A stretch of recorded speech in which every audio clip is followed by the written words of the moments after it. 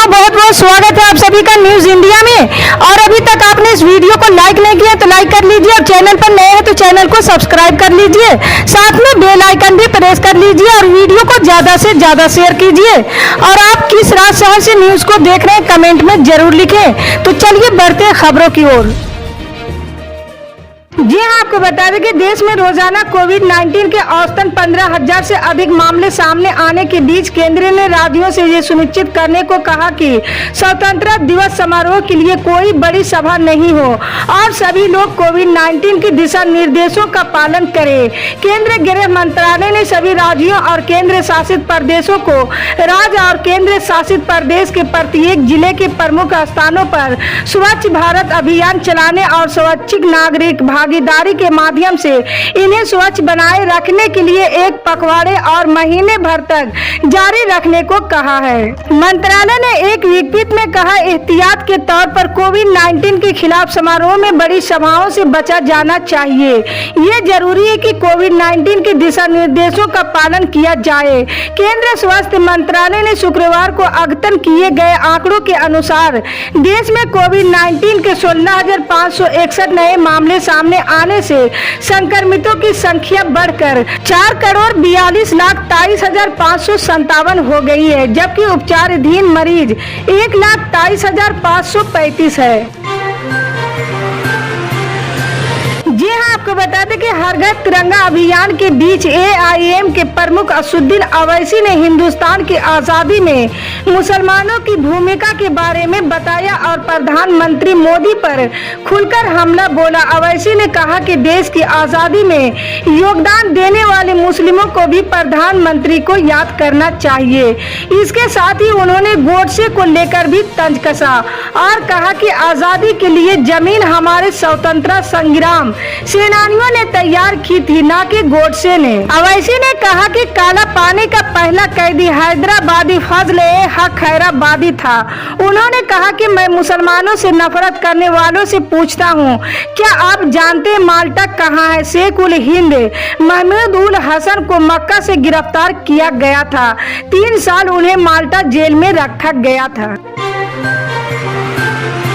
जी हाँ, आपको बता दें कि कर्नाटक के प्रदेश कांग्रेस कमेटी के प्रवक्ता और विधायक प्रियंक खगड़े ने बेहद आपत्तिजनक बयान दिया है।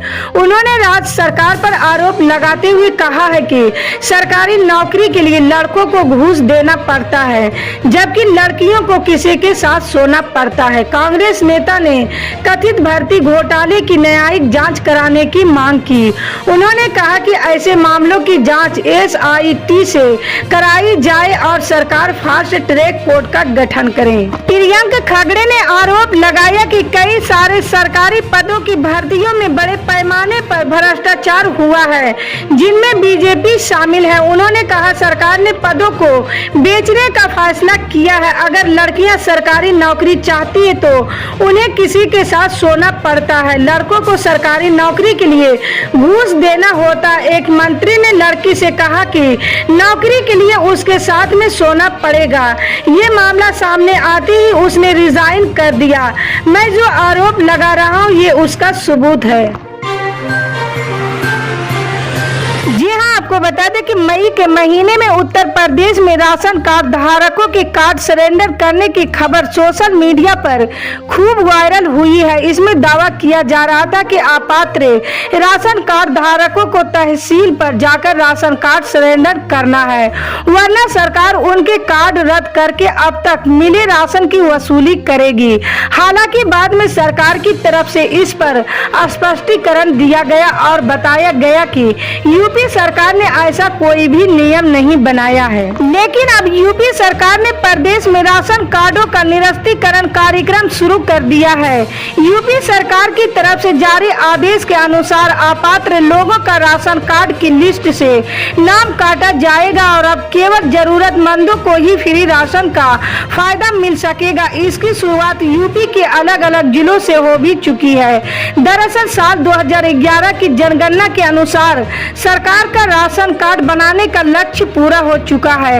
ऐसे में नए राशन कार्ड नहीं बनाए जा सकते हैं।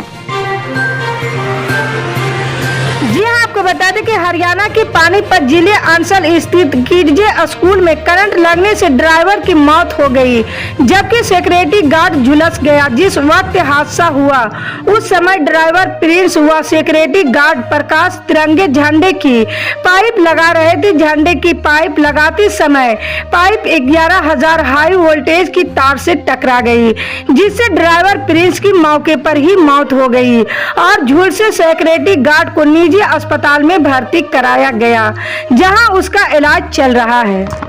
जानकारी के अनुसार प्रिंस पिछले 6 महीने से स्कूल में ड्राइवर था। परिजनों के अनुसार स्कूल संचालक ने प्रिंस को स्कूल के आंगन में तिरंगा झंडा लगाने के लिए कहा था।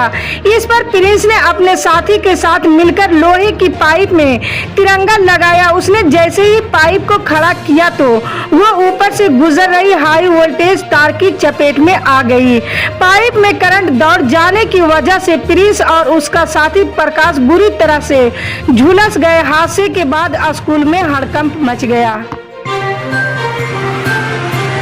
जी हाँ, आपको बता दें कि देश में आज से हर घर तिरंगा अभियान की शुरुआत की गई है। इस मुहिम में कई बड़े संगठन भी जुड़ रहे हैं और आजादी के जश्न में सहभागिता निभा रहे हैं। शनिवार को मुस्लिमों के सबसे बड़े संगठन जमीयत उलमाए हिंद ने अपने ट्विटर हैंडल की प्रोफाइल पिक्चर चेंज की है और तिरंगा लगाया है। जमीयत उलमाए हिंद मुसलमानों का सबसे पुराना और सबसे बड़ा सामाजिक धार्मिक संगठन है।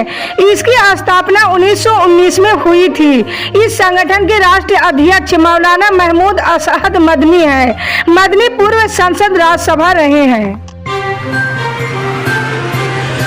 आपको बता दें कि मध्य प्रदेश के उज्जैन में स्थित महाकाल परिसर में दुर्व्यवहार के मामले में भारतीय जनता पार्टी ने सख्ती दिखाई। अनुशासनहीनता करने वाले भारतीय जनता युवा मोर्चा के नेताओं और कार्यकर्ताओं पर सख्त एक्शन लिया गया है। उज्जैन नगर के जिला अध्यक्ष अभय शर्मा और उज्जैन ग्रामीण के जिला अध्यक्ष नरेंद्र सिंह जलवा को अध्यक्ष पद से हटा दिया गया है। 2 अध्यक्ष समेत 18 पदाधिकारी और कार्यकर्ताओं को सभी जिम्मेदारियों से मुक्त कर दिया गया है। जी हाँ, आपको बता दें कि स्वतंत्रता दिवस समारोह के लिए शनिवार को हो रहे ड्रेस रिहर्सल के चलते दिल्ली मेट्रो के 4 स्टेशनों के कई द्वार पूर्वाह्न 11 बजे तक के लिए बंद कर दिए गए हैं। दिल्ली मेट्रो रेल निगम ने ये जानकारी दी। इनमें ITO, लाल किला, जामा मस्जिद और दिल्ली गेट मेट्रो स्टेशन शामिल है। DMRC ने ट्वीट किया, सुरक्षा के लिहाज से जानकारी स्वतंत्रता दिवस समारोह के ड्रेस रिहर्सल के कारण निम्नलिखित गेट पूर्वाह्न 11 बजे तक बंद है। इसी तरह की पल पल के अपडेट जानने के लिए जुड़े रहें हमारे न्यूज इंडिया के साथ। मिलते हैं अगली बड़ी खबर में, तब तक के लिए जय हिंद।